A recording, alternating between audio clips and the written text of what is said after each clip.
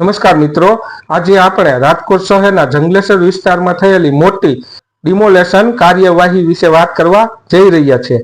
છેલ્લા કેટલાક દિવસોમાં રાજકોટના જંગલેશ્વર વિસ્તારમાં મનપા અને સરકારી તંત્રો દ્વારા ઘણા મકાનો અને બાંધકામો ઉપર કાર્યવાહી કરવામાં આવી હતી. આ કાર્યવાહી પછી સમગ્ર શહેરમાં ચર્ચા શરૂ થઈ ગઈ છે કે આખરે એવું તે શું થયું કે લોકોના વર્ષોથી બનેલા મકાનો તોડી પાડવામાં આવ્યા. ઘણા લોકોના મનમાં એક જ પ્રશ્ન છે કે શું સરકાર અચાનક આવીને કોઈનું ઘર તોડી શકે?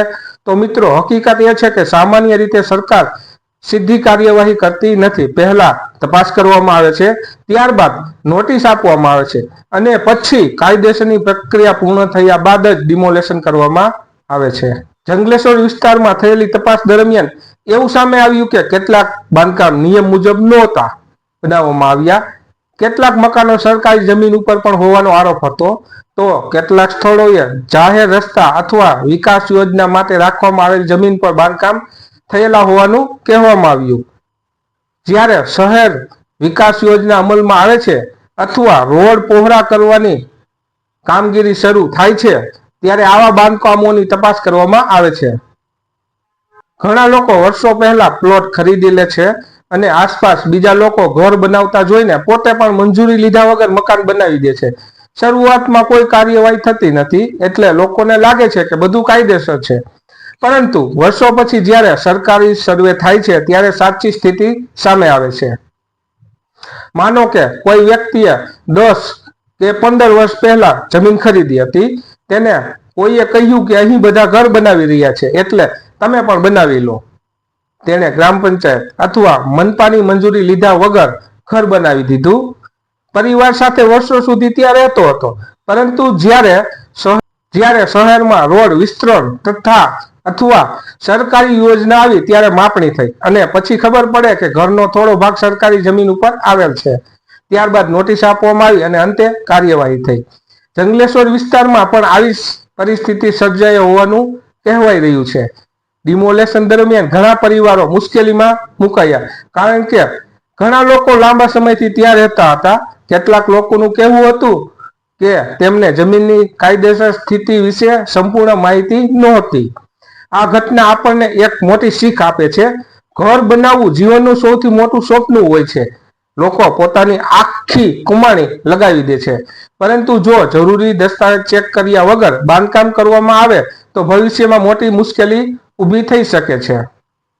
ઘર બનાવતા પહેલા સૌથી મહત્વની વસ્તુ છે જમીનની માલિકીનો પુરાવો.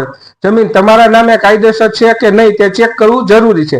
ત્યારબાદ જો જમીન ખેતીની હોય તો એને કરાવી જરૂરી બને છે. ઘણા લોકો ખેતીની જમીન ઉપર સીધું મકાન બનાવી દે છે, જે પછી ગેરકાયદેસર ગણાય છે.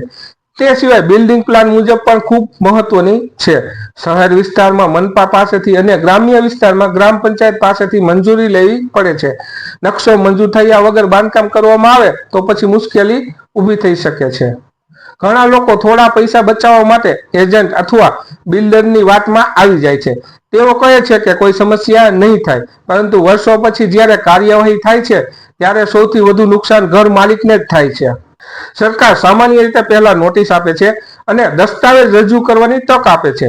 જો વ્યક્તિ પાસે કાયદેસર પુરાવા હોય તો ઘણી વખત સમસ્યા ઉકેલી શકાય છે, પરંતુ જો દસ્તાવેજ ન હોય તો પછી ડિમોલેશન જેવી કાર્યવાહી કરવામાં આવે છે.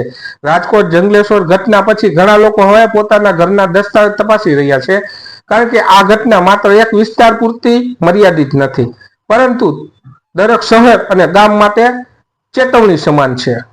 જો તમારું ઘર પહેલાથી બનેલું હોય તો સૌથી પહેલા તમારા જમીનના દસ્તાવેજ ચેક કરો.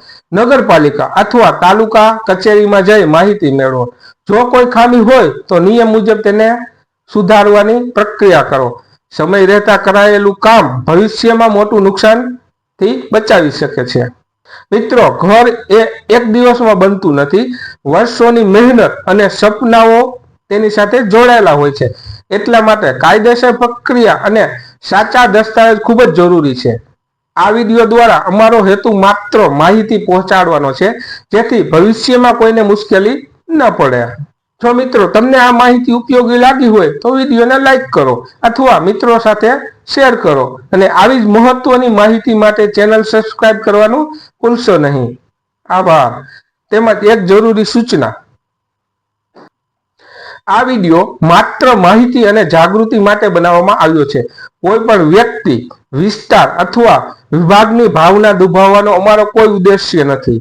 કાર્યવાહી સંબંધિત અંતિમ નિર્ણય સરકારી નિયમો અને કાયદા મુજબ લેવામાં આવે છે. કોઈ પણ મિલકત ખરીદતા અથવા ઘર બનાવતા પહેલા સંબંધિત કચેરીમાં સંપૂર્ણ માહિતી જરૂરી મેળવો. આ વિડીયોમાં આપવામાં આવેલી માહિતી જાહેર સ્ત્રોતો અને સામાન્ય કાયદાકીય પ્રક્રિયા આધારે સમજાવવાના હેતુથી રજૂ કરવામાં આવી છે.